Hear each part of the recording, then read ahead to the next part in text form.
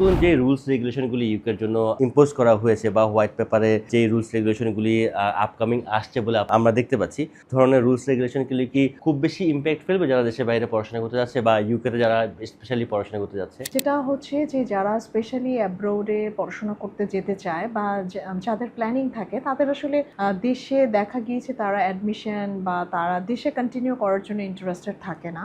তো সেক্ষেত্রে আমি ফ্রম বিগিনিং থেকেই দেখেছি UK always a good and popular destination for the international student. So specially এখন যেই চেঞ্জেসগুলো আসছে বা যেই রিসেন্ট চেঞ্জগুলো হয়েছে স্টুডেন্টদের জন্য যারা ইউকেতে পড়াশোনা করবে তাদের জন্য আসলে খুব বেশি এখানে এফেক্ট ফেলবে না, কারণ যারা ইউকে কে পছন্দ করে বা ফার্স্ট ডেস্টিনেশন হিসেবে রাখে তাদের আসলে ঘুরে ফিরে ইউকেটাই পছন্দ। আর সেক্ষেত্রে ইউকে যেহেতু ফাস্টার প্রসেস, ভিসা প্রসেসটা খুব বেশি স্মুথ, প্লাস হচ্ছে অ্যাডমিশন অ্যান্ড ইউকেতে মাস্টার্স ব্যাচেলর বোথ, সেক্ষেত্রে পড়াশোনাটা খুব শর্টলি একটা স্টুডেন্ট শেষ করতে পারে।